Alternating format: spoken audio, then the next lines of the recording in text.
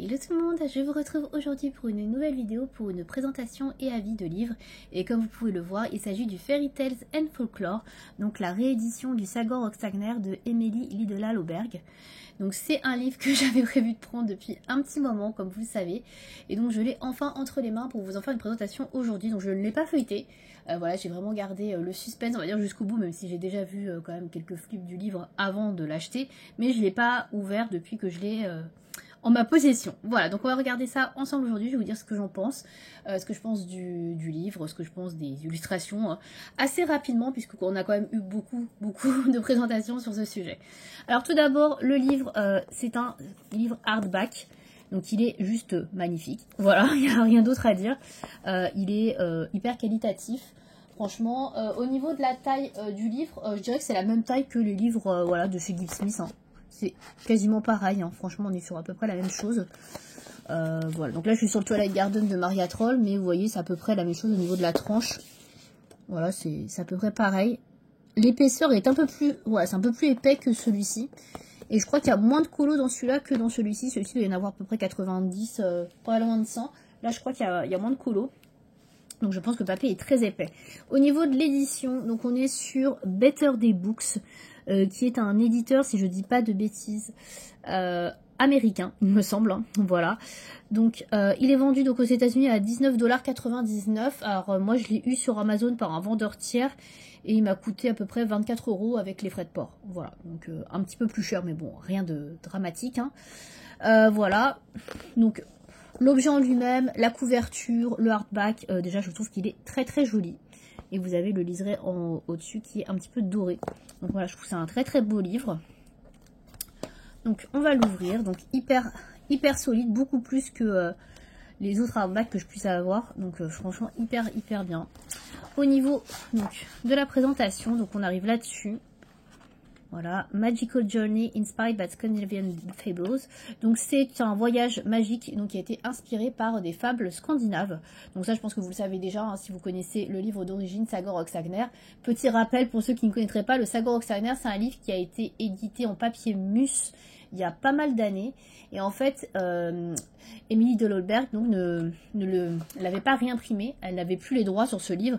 Et donc il a fallu qu'elle regagne les droits, etc. Et qu'elle trouve un nouveau publisher, j'allais dire, un nouvel imprimeur pour pouvoir réimprimer et ressortir ce livre. Et voilà, donc c'est pour ça que ça a demandé pas mal de temps et c'est grâce notamment à une pétition de Color with Flair qui est créditée, Claire Eddy qui est ici et on le voit aussi également là, voilà, Color with Claire. C'est grâce à elle notamment que le livre, cette réédition a pu voir le jour, donc c'est plutôt cool. Donc ensuite on arrive sur la première page ici. Donc là vous avez toutes les infos sur le livre. Donc là on sait qu'il a été réimprimé en 2024.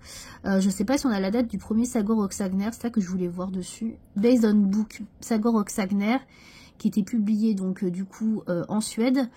Et après, je sais pas s'il y a la date. Non, je sais pas. Si vous avez la date, hein, pourquoi pas. Après, c'est pas une info hyper importante.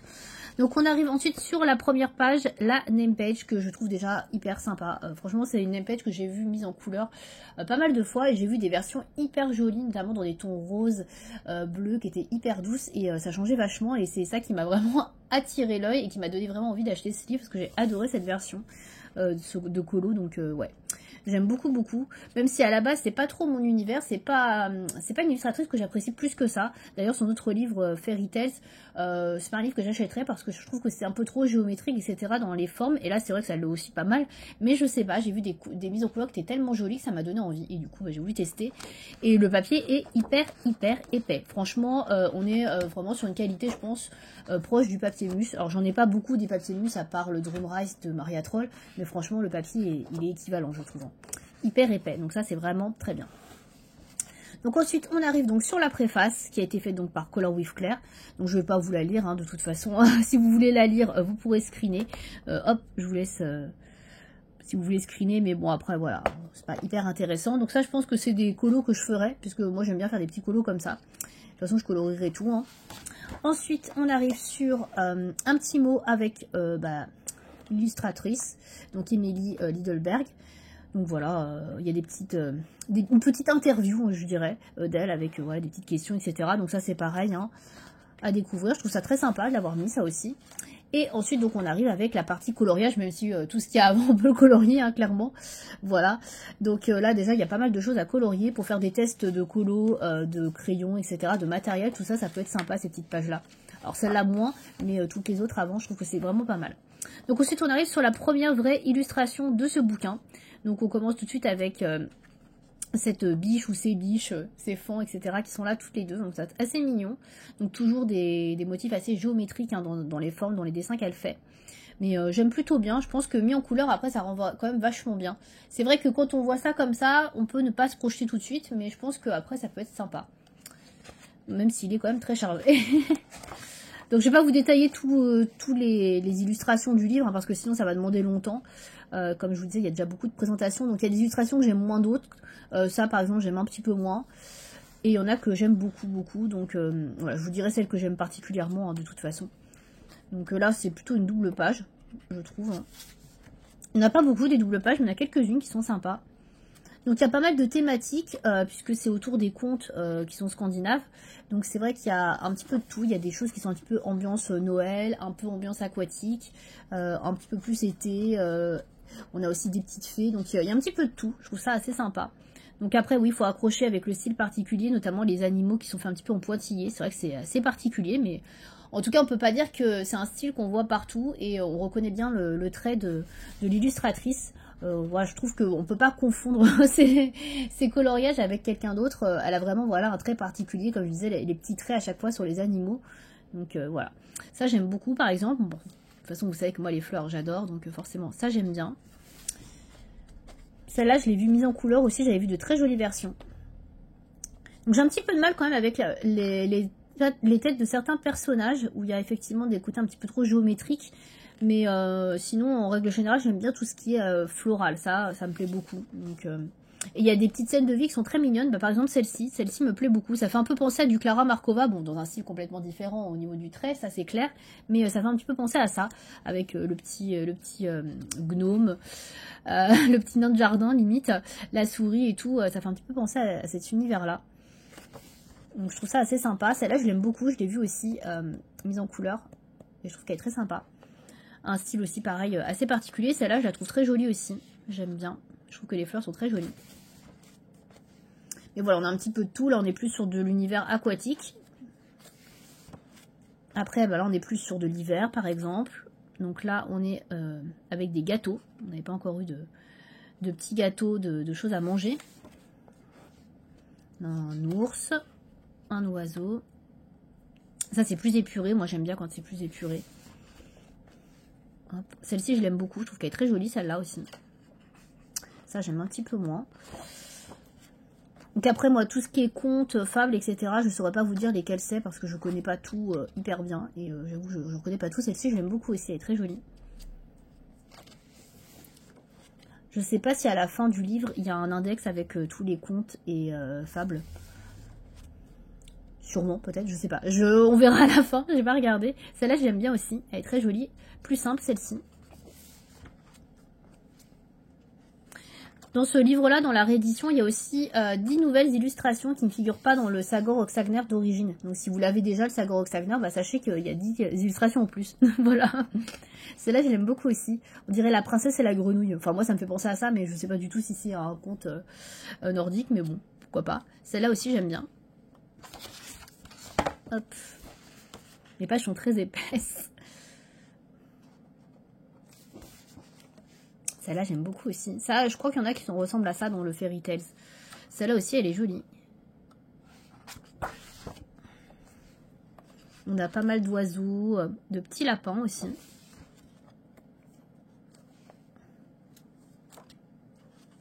Donc c'est vraiment une pâte clairement très différente de ce qu'on peut voir d'habitude. Donc je trouve ça vraiment super chouette de pouvoir varier aussi au niveau des illustrations. Parce que moi j'avais pas du tout cette illustratrice et c'est vrai que c'est un style que voilà finalement j'aimerais bien essayer. Donc celle-là je l'aime beaucoup aussi avec la petite tasse et le nid. Celle-là très sympa aussi. Celle-là j'arrive pas trop à voir ce que c'est. Ici c'est des feuilles ou des cheveux, je sais pas. J'aime bien les fleurs mais j'arrive pas à visualiser ce que c'est. Je sais pas. Bon ça c'est un peu trop. Il y en a partout. Vous voyez, les animaux, on les voit à peine. Donc, si on veut faire de l'effet poil, là, on peut y aller. Hein. Il y a ce qu'il faut. Hein. Les traits sont pas trop marqués sur les animaux à chaque fois. Celle-là, je l'avais déjà vue mise en couleur aussi. Je la trouve super belle. Voilà, j'en ai... Hop, j'ai raté une page. Celle-là aussi, je l'ai vue mise en couleur il n'y a pas très longtemps. Superbe aussi. J'avais regardé la présentation de Color with Claire sur ce livre et elle montrait par rapport à son ancien Sagor Oxagnar. C'est ouf toutes les pages qu'elle avait faites. Elle avait hyper avancé son premier livre. J'adore celle-là, elle est trop jolie. Ouais, j'étais vraiment là, mais ces colos étaient tous plus beaux les uns que les autres et ça m'a vraiment donné envie, franchement, clairement. Celle-là aussi est très sympa. Bon, là, on a un cheval, hein, c'est pas une licorne. Un cheval un peu triste. Hein. Bon, là, c'est la Belle au bois dormant, je pense, j'espère. Voilà, ça me fait penser à ça. Celle-là aussi est très sympa. Là, on est sur des pages un peu plus épurées, là.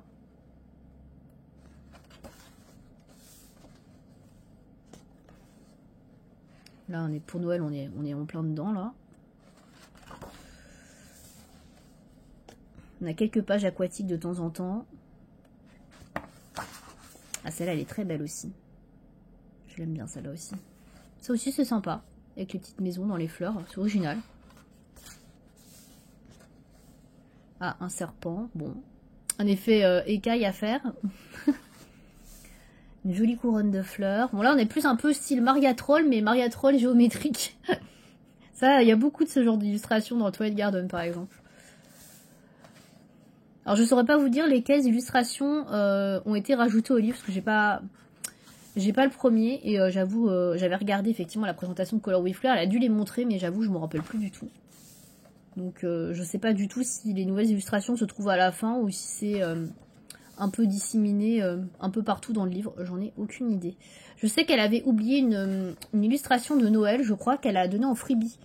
Donc si jamais vous avez acheté ce livre-là et que vous voulez faire une illustration en plus, bah, il y en a une sur Noël que vous pouvez trouver assez facilement, hein, parce que je crois qu'elle est sur la page Insta, il me semble, de Émilie Delleberg, ou sur son site, je sais plus. Mais en tout cas, voilà, sachez qu'il manque un colo et que du coup, elle l'a mis en gratuit. Celle-là, je l'aime beaucoup aussi, elle est très jolie.